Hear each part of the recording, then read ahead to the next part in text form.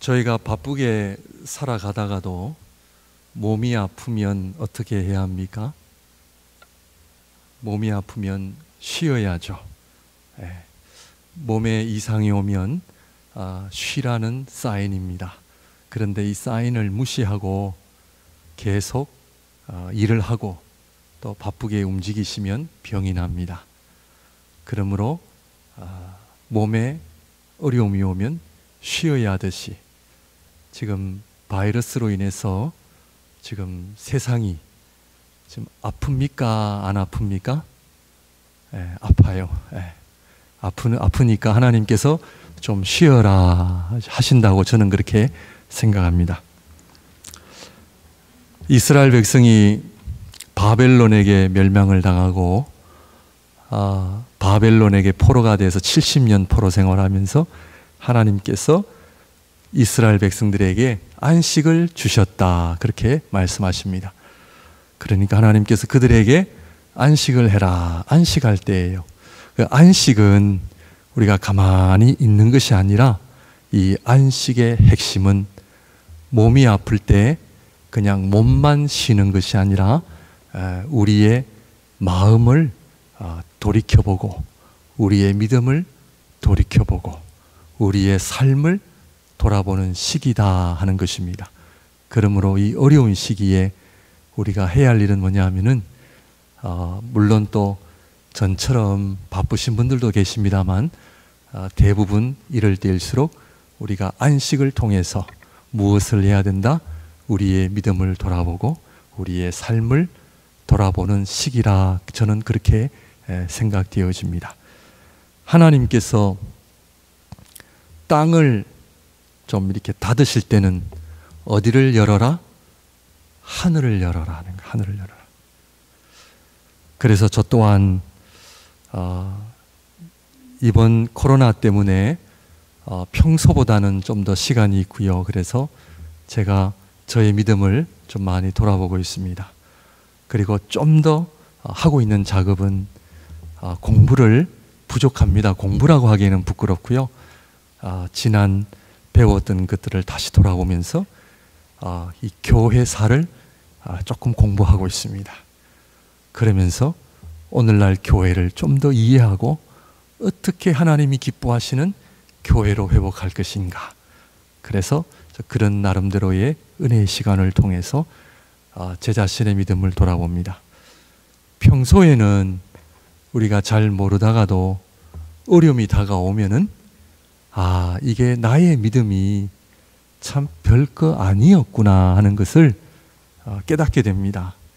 이것이 바로 하나님께서 우리에게 고난을 주시는 이유라 그렇게 생각되어집니다. 그러므로 이번 기회에 저희들이 아브라함의 믿음뿐만 아니라 사실은 성경 전체가 다 믿음을 이야기하고 있고 소망을 이야기하고 있고 사랑을 이야기하고 있듯이 이번 특별한 기회에 여러분들 우리의 믿음을 돌아보시고 우리의 믿음이 정말 하나님 기뻐하시는 그런 믿음으로 다 우리가 회복이 되고 성장하고 귀한 영적 열매를 맺으시는 이번 기회가 되시기를 주님의 이름으로 축원드립니다. 오늘 좀 많이 덥다고 했는데 그래도 교회 안에 들어오시니까 괜찮으시죠? 많이 나으시죠? 저도 생각보다는 좀 괜찮은 것 같습니다. 한국에 뭐로 가도 서울만 가면 된다는 속담이 있습니다. 이 속담의 일반적인 의미는 수단과 방법은 어찌 되었든 목적만 이루면 된다라고 하는 그런 뜻을 가지고 있죠. 어떻게 하든 서울만 가면 된다. 그런데 이 뭐로 가도 라는 말을 제가 찾아보니까 일반적으로 우리가 옆으로 가도 정도를 가지 않고 옆으로 가도 삐뚤삐뚤하게 가도 서울만 가면 된다, 그렇게 이해를 하고 있었는데 제가 좀 찾아보니까 뭐로 간다라는 말의 의미가 옆으로 간다는 의미가 아니라 모르고 간다라는 뜻이 있대요.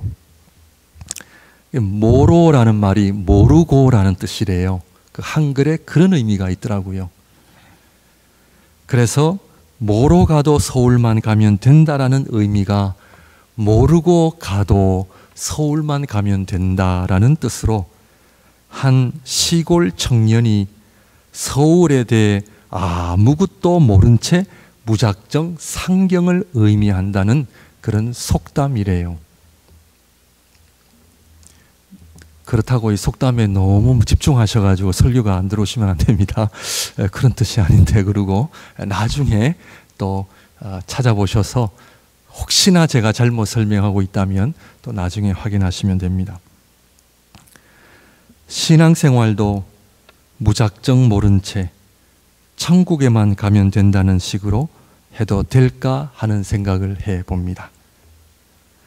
우리가 믿음으로 사는 것과 무작정 사는 것하고는 좀 구별되어져야 한다 생각합니다. 아브라함이 갈 바를 알지 못하고 아비 집을 떠나 가나안으로 갔던 것은 무작정 간 게 아닙니다. 오늘 우리가 신앙생활하면서 믿음과 무작정 내 마음대로 모르고 한다, 좀 구별을 해야 된다는 것이죠. 왜냐하면 아브라함은 무작정 가나안으로 간 것이 아니라 하나님의 말씀을 붙잡고 간 것입니다. 그러므로 우리가 믿음이냐 무작정 모르고 하느냐, 본질적으로 차이가 있다는 것을 말씀을 드립니다. 신앙생활도 무작정 내 마음대로 내 기분대로 하면 어떻게든 되겠지. 어떤 분들은 목사님 어떻게든 교회 데리고 나오면 믿겠죠.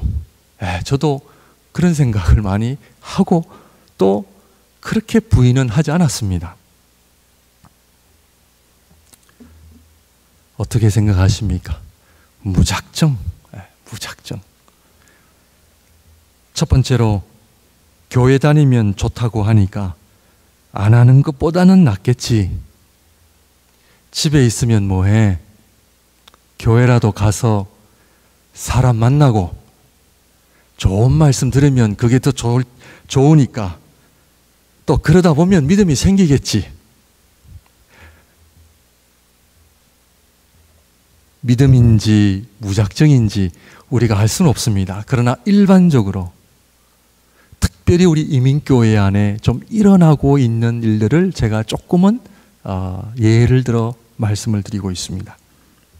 다른 경우는 무작정 신앙생활을 하기보다는 목적이 있어요. 그 목적이 뭔가? 그것은 바로 복을 받기 위해서입니다.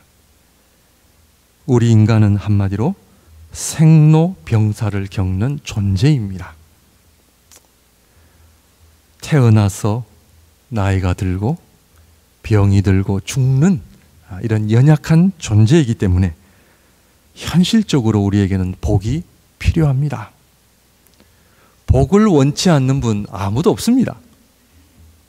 건강의 복, 물질의 복, 자식의 복, 이러한 복을 받기 위해서 우리가 열심히 신앙생활을 하는 경우도 많습니다. 그래서 교회 안에 믿음을 잣대를 둘 때, 믿음이 좋다라는 잣대를 우리가 설정할 때에 복을 가장 많이 받은 사람이 믿음 생활을 가장 잘 한다라고 그렇게 생각하는 경우도 적지 않게 있습니다. 저 장로님 봐, 저 집사님 봐, 얼마나 하나님 앞에 복을 받은지 몰라. 그래서 믿음 생활을 참 잘하는 것으로 우리가 또 생각하는 그런 경우가 많이 있습니다. 그러나 이번 한국에서 있었던 물난리를 통해서 저 또한 배운 것은 제대로 하지 않으면 다 무너진다는 그런 원칙입니다. 진리는 변하지 않습니다. 진리는 내가 심은 대로 거두게 되어 있습니다. 사과를 얻기 위해서는 사과 나무를 심어야지 다른 것을 심어놓고 사과가 나겠지 하면 이것은 어리석은 생각입니다. 진리를 심지 않으면 진리를 거둘 수 없습니다. 믿음에 관한 것을 심지 않으면 믿음의 성장이나 열매도 없습니다. 저도 이민교회에서 자라났고 짧게나마 목회를 해보면서 과연 전체적으로 우리 한국 이민교회가, 아니 우리 한국교회가 정말 하나님이 기뻐하시는 믿음의 열매를 맺고 있는가? 요즘 많이 고민하고 있습니다. 저를 포함해서요. 과연 우리는 하나님 기뻐하시는 믿음 생활을 하고 있는가? 아니면 그전부터 해왔기 때문에 해왔고 사람들이 이렇게 하라 그러니까 해왔는데 와보니까 이게 과연 하나님이 기뻐하시는 믿음인가 하는 생각입니다. 그러므로 아브라함의 믿음에 대해서 우리가 지금 여러 차례 보고 있는데 오늘 또한 우리의 믿음을 돌아볼 때, 그래서 먼저 믿음이 아닌, 하나님의 방법이 아닌 인간적인 모든 생각이나 방법들을 다 제거하지 않으면 하나님 기뻐하시는 믿음의 길을 걸어갈 수가 없다 하는 것입니다. 좋은 나무, 좋은 열매를 맺기 위해서는 다 그 잡초를 제거해야 되는 작업을 먼저 해야 되듯이 우리 믿음 생활 안에서도 어떻게 보면은 우리가 그동안 당연시 해왔고 마치 이것이 믿음이라고 생각해왔던 모든 것들을 다시 점검하는 가운데 우리 교회 안에, 제 안에 하나님 기뻐하시는 믿음의 모습보다는 내 중심적인 인간적인 그런 요소들을 제거하지 않으면 과연 하나님 기뻐하시는 믿음의 귀한 열매가 있을 수 있을까라는 것입니다. 사랑하는 성도 여러분, 지금 바이러스라는 거대한 홍수 앞에 우리는 위기의 순간을 살아가고 있습니다. 이러한 위기 앞에 무엇보다 우리는 믿음을 돌아보는 귀한 기회가 되시기를 바랍니다. 그래서 좀 힘은 들지만 처음으로 돌아가서 우리가 늘 해왔던 방식을 한번 돌아보고 점검하는 가운데 내가 지금까지 정말 믿음으로 살아왔는가? 정말 하나님 중심의 믿음의 길을 걸어왔는가? 그래서 특별히 우리 사랑하는 목양의 모든 성도님들, 이번 기회에 하나님 기뻐하시는 귀한 믿음의 삶을 회복하시고 그 믿음으로 인하여 참된 기쁨과 복을 누리시기를 주님의 이름으로 축원드립니다. 우리는 대부분 신앙생활을 하는 이유가 내가 원하는 무언가를 얻기 위해서 하고 있다, 좀 전에 말씀을 드렸는데 현실적으로도 우리는 부정할 수 없습니다. 그렇다면 현실적으로 만약에 내가 원하는 것이, 원하는 복이 이루어지지 않는다면 어떻게 하시겠습니까? 하나님 믿으면 복 받는다 해서 열심히 교회 생활하고 헌금 생활하고 기도 생활했는데 내가 원하는 복은 얻지 못할 때, 내가 원하는 것이 이루어지지 않을 때 어떻게 하시겠습니까? 현실적인 문제입니다. 조금 더 나아가 내가 원하는 복은커녕 내가 원치 않는 고난과 역경이 다가오면 어떻게 하시겠습니까? 더 이상 교회를 안 나오시거나 신앙생활을 포기하시겠습니까?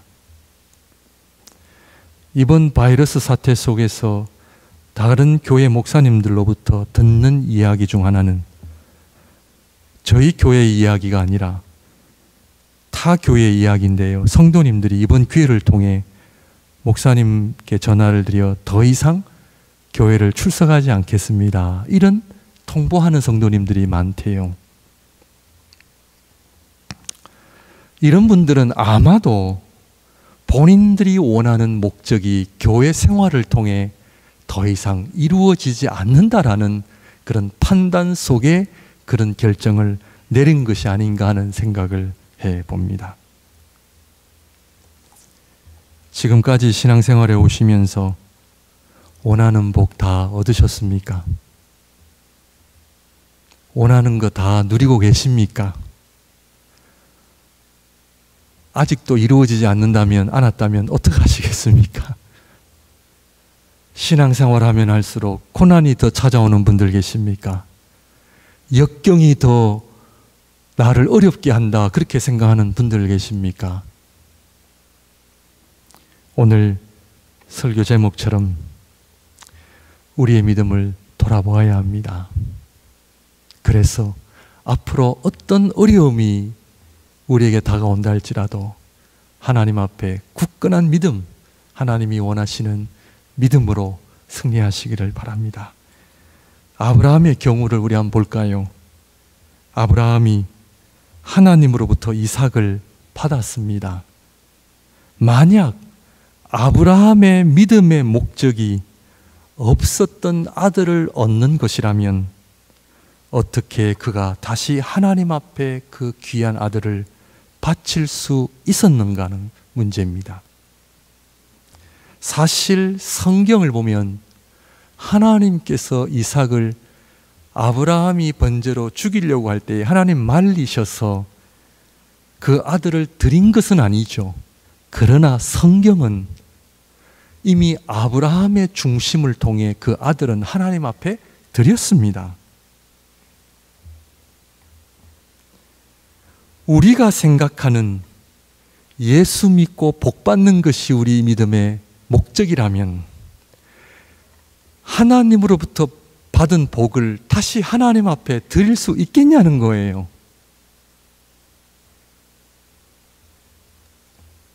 그 하나님을 향하여 원망하며 그러면 그렇지라고 그 하나님을 향하여 손가락질할 수밖에 없는 우리 인간의 연약한 모습이 얼마나 이 지구상에만 일어나고 있는지 여러분들 잘 알고 계시지 않습니까? 이스라엘 백성만 하더라도 조금만 가니까 목이 마르고 먹을 것 없으니까 금송아지 만드는 것이 우리 인간의 본능이거든요. 내가 원하는 복을 주시지 않는 하나님을 어떻게 섬길 수 있느냐는 거예요. 내가 원하는 것을 하나님께서 풍성하게 주시지 않는 하나님을 내가 어떻게 끝까지 하나님을 믿고 나아갈 수 있겠냐는 거예요.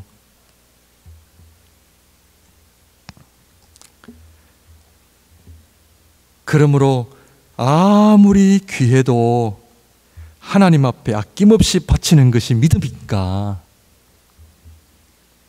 하나님 입장에서는 우리가 무엇이든지 좋은 것을 가지고 있으면 우리 하나님 질투하셔서 그것을 바치라고 하시는 하나님이신가? 그래서 한국 교회 안에서도 남들보다 뛰어난 헌신, 남들보다 뛰어난 어떤 희생을 하면, 귀한 것을 드렸다 하면 이것이 마치 믿음의 기준이 되는 것처럼 생각하는 그런 분위기도 우리는 부인할 수 없습니다. 그래서 억지로라도 바치는 것이 믿음인가? 아브라함이 이삭을 억지로 바쳤을까요? 그 마음은 우리가 알 수는 없지만 그러나 성경은 억지로 바친 것은 아닌 것 같아요. 이러한 가치관 속에 인간의 희생이 절대적인 신을 만족하게 한다는 사상이 우리 삶 속에 은근히 깔려 있음도 알아야 합니다. 우리 한국 전통의 심청이가 자기 몸을 바다에 던져 아버지를 고치고 아버지를 구하는 이러한 사상,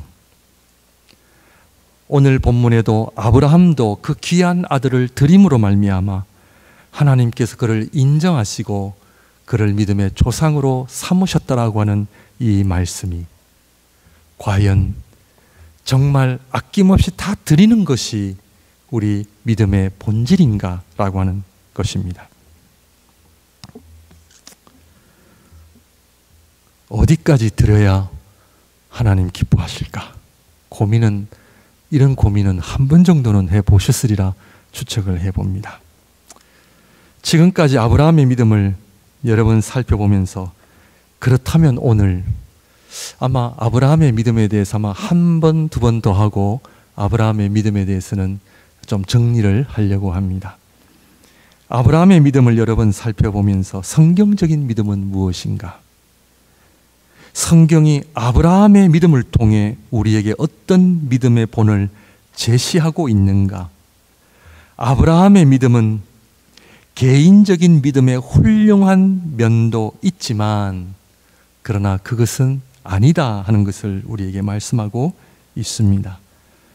그러니까 아브라함의 믿음이 참 훌륭한 믿음이기 때문에 우리도 열심히 아브라함을 본받자 그것이 핵심이 아니고 아브라함의 믿음이 왜 성경을 통해서 우리에게 그 믿음을 소개하고 있는가? 그것은 바로 믿음의 중요한 핵심을 우리에게 이야기하고 있기 때문이다 하는 것을 알아야 합니다. 그러므로 무작정 믿는 것이 아니라 어떻게 해야 하나님 기뻐하시는 믿음의 삶을 살 수가 있고 더 나아가 이 믿음을 통하여 성경이 말하는 믿음을 통하여 하나님께서 우리에게 주시는 진정한 복이 무엇이며 진정한 믿음의 열매가 무엇인지를 알고 경험하고 누리며 사는 것이 이 아브라함의 이야기를 우리에게 소개하고 있다는 것입니다. 그러므로 아브라함의 믿음에 있어서 우리가 빼놓지 말고 집중해야 하는 존재가 바로 이삭입니다. 이삭. 하나님께서 아브라함에게 이삭을 통해 믿음의 본질이 무엇인지를 말씀하고 계시기 때문입니다. 첫째로 아들이 없었던 아브라함에게 아들을 주셨다는 것은 생명이 없었던 아브라함에게 아들 이삭을 통해 하나님의 생명을 아브라함이 부여받았다는 것을 의미합니다. 믿음은 첫째, 내가 열심히 믿느냐 안 믿느냐, 많이 드리느냐 안 드리느냐가 아니고 믿음의 첫 번째는 내가 하나님의 생명을 받는 것입니다. 내 안에 하나님의 생명이 있는가? 그러면 자식을 낳지 못하는 사람이나 아들이 없는 딸만 있고 딸만 있는 가정은 부모님은 하나님의 생명이 없는 자들일까? 이런 이야기가 아닙니다. 성경은 역사책이나 과학책이 아니라 하나님께서는 성경을 통해 하나님의 백성들에게 주시는 영적 메시지다 하는 것을 우리가 알아야 합니다. 그러므로 하나님을 알 때에 역사나 과학을 통해 하나님을 알려고 한다는 것은 어리석은 일이죠. 성경은 전적으로 하나님의 백성들을 위한 영적 메시지다 하는 것을 알아야 합니다. 그 영적 메시지는 두 가지입니다. 하나님의 말씀을 통해 우리가 어떻게 구원을 받으며 구원받은 백성이 어떻게 살아야 하는가, 이것이 바로 하나님께서 성경을 우리에게 주시는 목적입니다. 초대교회는 구약 성경만 가지고 있었죠. 물론 사도들의 글도 있었지만 공식적인 성경은 구약이었습니다. 그래서 구약을 볼 때 항상 예수 그리스도의 관점을 가지고 구약을 보고 해석하고 적용을 했다는 것을 우리는 알아야 합니다. 믿음이 무엇이냐? 오늘 아브라함의 이야기도 예수 그리스도라고 하는 관점을 가지고 우리가 바라볼 때에 그 믿음이 무엇인가 하는 것을 우리가 이해할 수 있다는 것이죠. 그것은 바로 우리가 열심히 율법을 지키고 노력해야만 얻는다? 아니라는 것이죠. 믿음은 우리 안에 하나님의 생명이 있느냐 없느냐의 문제인 것입니다. 이 하나님의 생명은 우리의 노력이 아닌 전적으로 예수 그리스도를 믿음으로 말미암아 하나님의 전적인 은혜로 주시는 것인 줄 믿습니다. 그러므로 하나님의 생명은 하나님의 아들이신 예수님과 뗄 수 없는 관계다 하는 것을 우리는 알 수가 있습니다. 그러므로 아들이 없었던 아브라함에게 하나님의 약속인 이삭을 주셨다는 것은 첫 번째, 전적인 하나님의 은혜로 보통 아들이 아닌 그죠? 첫 번째 뭐라고요? 전적인 하나님의 은혜로. 두 번째, 전적인 하나님의 약속에 근거하여 이삭을 주셨다 하는 것을 알아야 합니다. 이 이삭을 통해 하나님께서는 예수 그리스도라고 하는 그 아들을 통해 누구든지 예수님을 믿는 자에게 하나님의 생명을 주신다라고 하는 복음이 들어있다 하는 것을 우리는 알아야 합니다.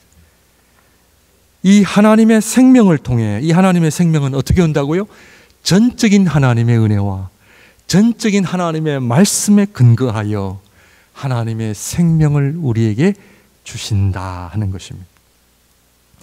그러므로 약속의 아들인 이삭은 장차 오실 그리스도를 가리키고 있는 거예요. 그래서 이삭을 가리켜 하나님의 약속의 아들이다라는 거예요. 이삭만 그리스도를 가리키는 것이 아니죠. 구약의 많은 인물들이 그리스도를 가리켜요. 모세, 다윗, 많이 있습니다. 여호수아.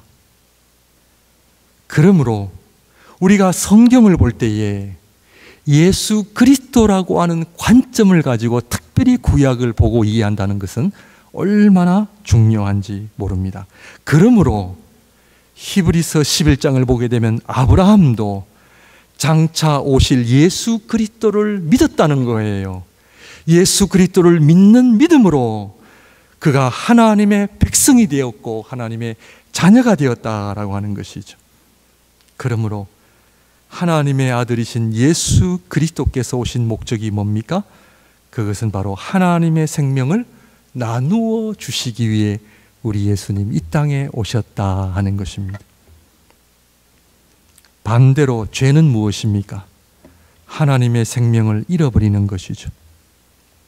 우리 안에 하나님의 생명이 없으므로 생겨난 것이 죽음이요, 슬픔이요, 아픔이요, 불행이요, 외로움이요, 거짓이요, 결국에는 멸망입니다. 우리가 전도할 때 예수 믿고 천국 가세요, 천당 가세요, 우리가 그런 전도를 많이 했고 들었지 않았습니까? 그러다 보니 오늘날 교회 안에 예수님을 믿는 것을 천국에 가느냐 못 가느냐의 문제로 우리가 자꾸 접근을 하다 보니까 내가 이렇게 해서 천국 갈 수 있겠느냐 이런 고민을 많이 하시는 거예요. 또 어떤 분들은 열심히 신앙생활 하면서 어떤 분은 이렇게 고백해요. 목사님, 저는 천국 못 갈 것 같아요. 이래요. 또 왜요? 하니까 저의 삶이 너무 엉망이어서요. 여러분, 내 삶이 엉망인 것과 천국에 가는 것과 연관이 있어요, 없어요? 내가 잘 살면 천국 가고 엉망으로 살면 천국 못 가고 그런 거예요? 아니잖아요. 여러분들 지금 잘 따라오고 계시죠? 네. 오늘 우리 안에 예수 믿고 천국 가느냐 못 가느냐 이렇게 하다 보니까 믿음의 본질에서, 물론 틀린 이야기는 아니지만 본질에서 좀 벗어나고 있는 것은 아닌가 하는 생각 속에 이런 말씀을 드립니다. 천국은 내 안에 하나님의 생명이 있으면 천국은 자연적으로 따라와요, 안 와요? 자연적으로 따라오게 되어 있는 거예요. 사랑하는 성도 여러분, 여러분 안에 예수 그리스도로 말미암아 예수 그리스도께서 나누어 주신 하나님의 생명을 다 간직하고 계십니까? 예. 그 생각보다는 대답이 좀 약한 것 같아요. 예. 내 안에 하나님의 생명이 있으면 하나님의 생명은 죽음이 있어요, 없어요? 없어요. 왜 우리가 죽음을 두려워합니까? 예수를 제대로 믿으면 내 안에 하나님의 영원한 영생 하나님의 생명이 있으면 천국은 말할 것도 없고 죽음이나 어떤 고난이나 어떤 것도 우리를 그리스도의 사랑에서 끊을 수 없다 했잖아요. 왜? 우리 안에 하나님의 생명이 있기 때문에 영생이라 그랬잖아요. 내 안에 하나님의 생명이 들어오면 제일 먼저 해결이 되는 것이 뭐예요? 죽음의 문제가 해결이 됩니다. 아멘입니까? 아멘. 죽음을 두려워하신다면 믿음으로 하나님 앞에 죽음의 문제를, 그 두려움을 극복하시기를 주님의 이름으로 축원드립니다. 아멘. 자, 죽음의 문제가 해결됐는데, 죽음의 문제가 해결됐는데 내 안에 치유가 일어나요, 안 일어나요? 우리가 어떤 존재예요? 하나님의 생명을 부여받은 우리가 어떤 존재예요? 저는 지금 복음을 이야기하고 있는 겁니다. 제가 가지고 있는 믿음, 여러분들이 가지고 있는 믿음, 성경이 말하는 믿음을 이야기하는 거예요. 내 안에 하나님의 생명이 들어오면 죽음은 기본적으로 극복이 되어지고 우리 안에 치유가 일어나요, 안 일어나요? 은사 집회 이런 거 개념이 아니에요. 내 안에 하나님의 생명이 들어오면요, 내 안에 치유가 일어납니다. 내 안에 두려움, 우울증, 불안, 근심 다 사라집니다. 아멘입니까? 하나님의 생명이 있는 자는 뭐가 나와요? 감사 찬양이 나옵니다. 잘 안 믿으시는 것 같은데 하나님의 생명이에요. 꼭 기억하셔야 돼요. 아들이 없었던 아브라함에게 아들을 주심으로 이 아들의 생명을 주실 수 있는 분은 오직 누구다? 하나님밖에 없다는 거야. 여호와 하나님. 아들 이삭을 통해 동시에 드러나는 사실은 하나님께서만이 진짜 하나님이심이 드러나는 거예요. 이분만이 참되신 하나님이요, 우리에게 영원한 생명을 주실 수 있는 창조주 하나님이 드러나시는 거예요. 내 안에 하나님의 생명이 주어진다는 것은 나에게는 은혜이고 동시에 그 하나님의 생명을 통하여 참되신 하나님을 내가 경험하는 거예요.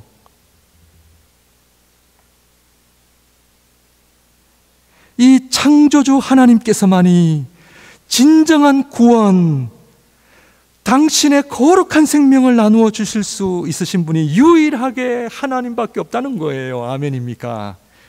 예. 믿음이 뭔지 아시겠죠? 하나님의 생명을 내가 부여받았다고 하는 것은 내가 좋은 거 받았어, 이게 끝이 아니에요. 이 하나님의 생명을 통하여 그 하나님이 진짜 하나님으로 증명이 되어지는 거예요. 세상에 신천지의 이만희가 어떻게 우리에게 생명을 줄 수 있냐고요? 말도 안 되잖아요. 이 세상의 피조물이 어떻게 우리에게 생명을 줄 수 있냐고요? 얼마나 많은 어리석은 사람들이 그 앞에 절하고 참된 구원이 있다 그러고 얼마나 가슴이 아픈지 몰라요. 우리에게 하나님의 생명을 주실 수 있는 분은 누구예요? 하나님밖에 안 계세요. 그것이 예수 그리스도를 통하여 그 여호와 하나님이 참되신 하나님으로 드러나신 거잖아요. 우리가 조금 더 사는 생명 아니에요.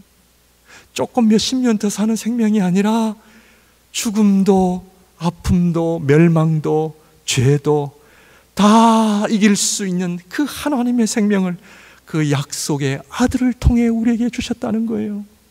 이게 믿음입니다.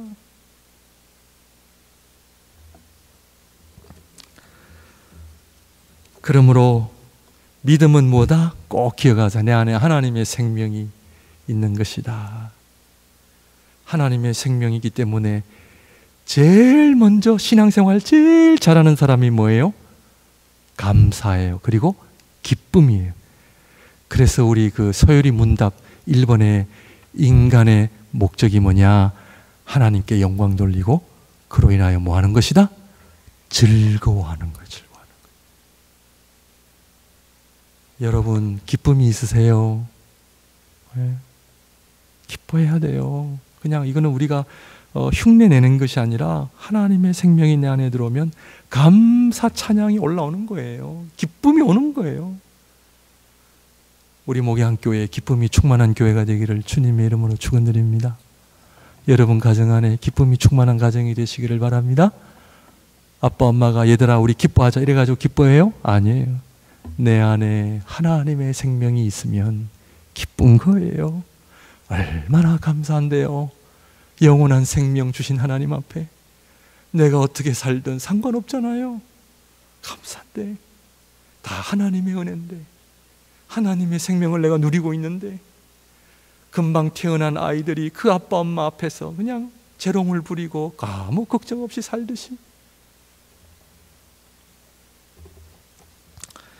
두 번째, 이삭을 주시는 하나님은 창조주의심이 드러났습니다. 동시에 이 능력의 하나님은 진리의 하나님이시다 하는 거죠. 이삭은 그냥 아들이 아니라 하나님 말씀에 근거한 아들이다 말씀을 드렸어요. 이 약속을 통해 내가 아들을 주겠다 하나님 말씀이 어떻게 돼요? 진리이심이 드러난 거예요.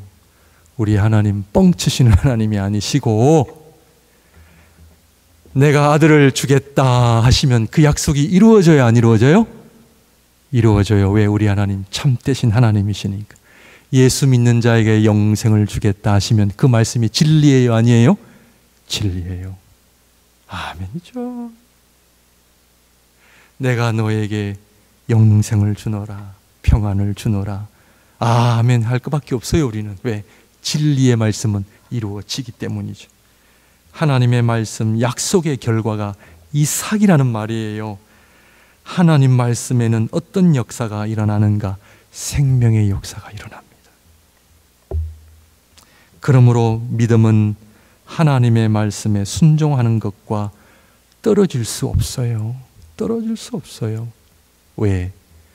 하나님의 하나님 되심은 하나님 말씀을 통해 증거하시기 때문에 하나님 말씀에 순종하는 자는 하나님의 생명의 역사를 경험하게 되어 있어요. 사랑하는 성도 여러분, 왜 우리가 힘들게 사는지 아세요? 왜 우리가 고통이 있는지 아세요? 아주 간단합니다. 따라 하실까요? 내 마음대로. 별로 이렇게 내키지 않으신 것 같은데 다시 힘있게 내 마음대로 살기 때문이다. 하나님 말씀에 순종하면 하나님의 생명의 역사가 일어난다. 그게 이삭이에요. 우리가 안 믿을 뿐이에요. 은과 금은 내게 없거니와 내가 내게 있는 것으로 내게 주노니 곧 나사렛 예수 그리스도 이름으로 일어나 걸어라. 여기에는요 놀라운 복이 다 들어있습니다. 우리가요 내 생각대로 사니까 안 되는 거예요. 믿음 하면서도 결국에는 내 생각대로 하니까 고통이 오는 거예요. 여러분, 저를 포함해서 우리 말씀에 순종 한번 해봅시다. 내 생각 버리고요. 다 은혜 받고 나서 근데 목사님 이건 아닌 거 이러지 마시고 끝까지 하나님의 말씀. 왜? 하나님의 말씀은 진리니까. 그러므로 믿음은 내가 원하는 것을 받고 누리는 것이 아니라 진리신 하나님의 말씀을 붙잡고 사는 것입니다. 왜? 이 하나님 말씀 자체가 능력이요 은혜요 생명의 역사가 일어나기 때문입니다. 나사로야 일어나 나오느라. 죽은 자가 일어나 나온 거예요. 그게 하나님의 말씀의 능력인 줄 믿으십니까? 아멘. 어린아이의 신앙생활로 우리가 좀 다시 돌아가야 돼요. 우리가 너무 많은 것을 우리가 이렇게 막 첨가가 돼서 그 순수함을 좀 잃어가고 있는 것은 아닌가 하는 생각을 하거든요. 그래서 하나님 말씀 앞에 아멘, 하나님 말씀대로 이루어지리라, 아멘. 우리 심령이 천국이 되고 우리 가정이 천국이 되고 교회가 천국이 될 줄 믿습니다. 아멘. 아브라함에게 최고의 복이 뭐예요? 여러분, 이 땅에 살면서 여러분들 최고의 복이 뭔 것 같아요? 말씀, 믿음. 그리고 조금 더 구체적으로 말씀을 드리면 아브라함에게 최고의 복은 뭐예요? 이삭이잖아요. 물질이 게임이 돼야 안 돼요. 건강하고 게임이 돼야 안 돼요. 여러분들 어떻게 생각하세요? 자식보다 귀한 거 있어요, 없어요? 요즘은 효도들을 잘 안 하셔서 잘 모르겠습니다만 아브라함에게 있어서 최고의 복은 이삭이에요. 무슨 이야기예요? 하나님 말씀에 순종하는 자에게 최고의 복을 주신다는 거예요.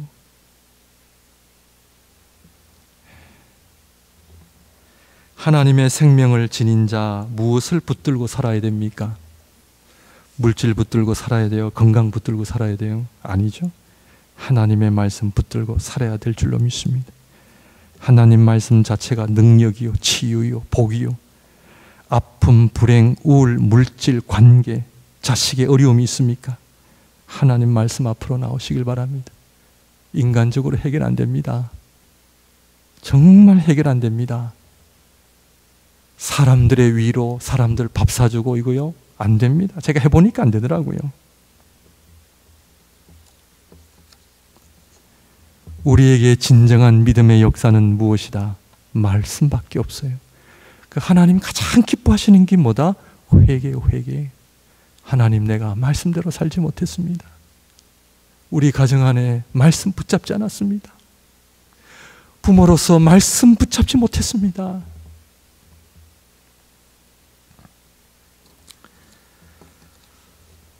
우리 인간적인 요소들을 다 내려놓으시고 하나님의 생명 말씀이 왜 그렇게 중요한가? 진정한 구원과 회복과 치유가 일어나기 때문입니다. 강아지가요, 아무리 주인과 같이 다니고 주인이 먹는 밥을 먹는다 해서 그 강아지가 사람의 옷을 입는다 해가지고 그 강아지가 주인을 닮을 수 있어요, 없어요? 닮을 수가 없습니다. 강아지의 생명이 사람 생명으로 바뀌지 않기 때문이에요. 우리 안에 하나님의 생명이 없는데 아무리 우리가 선을 행하고 뭐 헌금 많이 하고 봉사해도 하나님을 닮아갈 수 있어요? 안 돼요. 생명의 문제예요. 생명. 내 안에 하나님의 생명이 들어오면 그때 하나님을 닮아가게 되어 있어요. 이것이 신앙생활이잖아요. 하나님을 닮아가게 되어 있잖아요. 이것이 바로 진정한 구원의 의미요, 치유와 회복이 일어나는 것입니다. 왜? 내 안에 하나님의 거룩한 형상이 내 안에 들어오기 때문에. 그러므로 하나님 말씀 앞에 사시기를 바랍니다. 내 기분, 감정, 형편대로 사는 것이 아니라 말씀이 내 삶의 중심이 되시기를 바랍니다. 그러면 언제 아브라함 안에 하나님의 생명의 역사가 시작되었는가? 요 말씀하고 말씀을 정리하도록 하겠습니다. 약속의 아들 이삭이 태어날 때 아브라함 안에 하나님의 생명의 역사가 일어났습니까?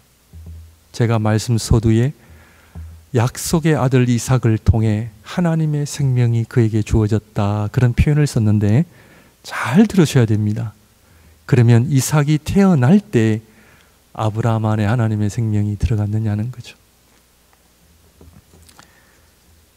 정확히는 알 수 없지만 성경을 근거로 해서 알 수 있는 것은 바로 창세기 12장에 하나님 말씀에 순종할 때 이미 하나님의 생명의 역사가 아브라함 안에 시작되었습니다. 본토 아비집을 떠나 내가 내게 지시할 땅으로 가라.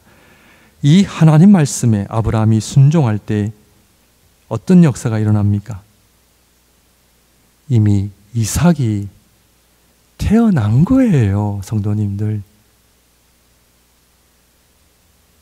하나님의 말씀이 아브라함에게 임하고 그 말씀을 아멘으로 할 때에 실질적으로 이삭은 25년 뒤에 태어나지만 그러나 아들 이삭은 이미 하나님이 그에게 주신 겁니다. 이게 하나님의 말씀의 능력이에요. 오늘 말씀을 보면 너로 인하여 천하 만민이 복을 받으리라.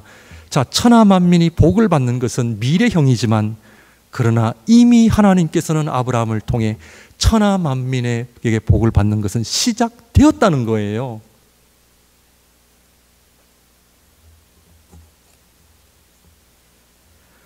우리가 예수님을 믿을 때 부활의 은혜가 임합니다. 자, 묻습니다. 부활이 언제 일어나요? 시간적으로는 미래에 부활이 일어나지만 하나님의 말씀 앞에 아멘 할 때에 하나님의 생명이 우리 안에 들어올 때 이미 부활은 시작된 거예요. 아멘입니까? 이미 부활을 경험하고 있는 거예요. 천국은 죽어서 가는 미래형이지만 내 안에 예수 그리스도를 믿음으로 말미암아 하나님의 생명이 내 안에 들어올 때 천국이 시작되었어요, 안 되었어요? 되었단 말이에요. 아들 이삭이 25년 뒤에 태어나지만 그러나 하나님께서는 아브라함이 하나님의 말씀에 순종할 때에 약속의 아들은 이미 그에게 주셨다는 거예요. 하나님의 은혜예요, 하나님의 은혜. 바울의 고백을 보면요, 우리가 구원을 받은 시기가 언제라고요? 여러분, 구원 언제 받으셨어요? 예수님을 믿을 때. 그러나 바울은 창세전에 우리를 구원하셨다 그래요. 창조주 하나님께서는 그 능력의 말씀으로 우리를 이미 창세전부터 우리를 선택하시고 우리를 구원하셨다, 그런 고백을 합니다. 그러므로 하나님의 말씀이 주는 능력이 여러분들 어떠한지 아시겠습니까? 도덕이 아닙니다. 윤리도 아닙니다. 하나님의 말씀은 하나님 당신이시요 예수 그리스도시요 성령은 진리의 영이시고 하나님의 말씀에 순종하고 하나님의 말씀을 아멘할 때에 우리 안에 하나님의 생명의 역사가 일어날 뿐만 아니라 하나님께서 우리에게 천국과 하나님의 생명 안에 들어있는 모든 하늘의 신령한 복과 이 땅에 포함한 모든 복들을 하나님 우리에게 다 주시겠다라고 약속하셨기 때문에 걱정할 필요 없다는 얘기죠. 아브라함에게 있어서 이삭은 마지막으로 하나님의 생명이 드러나는 증거요, 하나님의 말씀의 능력이 드러나는 증거요, 이삭은 마지막으로 아브라함을 향한 하나님의 사랑의 증거입니다. 아브라함을 너무 사랑하시기 때문에 예수 그리스도를 통한 우리를 향한 하나님의 사랑, 오늘도 우리 주장로님 기도 가운데 그 하나님의 사랑을 우리가 어떻게 알아요? 예수 그리스도를 주시기까지 아들 이삭을 통하여 아브라함을 향한 하나님의 사랑을 아브라함이 받은 거죠. 아브라함의 이삭을 주심으로 말미암아 아브라함을 향한 하나님의 놀라운 사랑을 보여주신 겁니다. 생명이 없는 자에게 생명을 주시고 진리가 없는 자에게 진리를 주시고 사랑받을 자격이 없는 자에게 사랑을 주시는 하나님, 이것이 바로 복음이요, 이 복음을 받아 누리는 것이 바로 믿음이라 하겠습니다. 이런 하나님을 경험한 아브라함의 역할은 무엇인가? 믿음으로 살아가는 사람의 역할이 뭐냐? 한 가지입니다. 하나님을 예배하는 거예요. 이것이 바로 모리아 산의 예배입니다.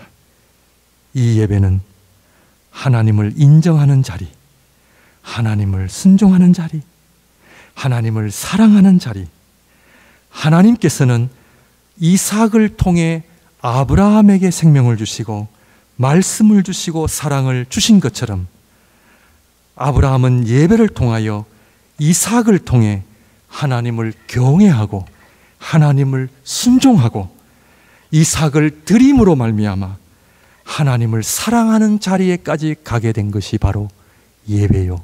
그 예배가 바로 모리아 산의 아름다운 이야기입니다.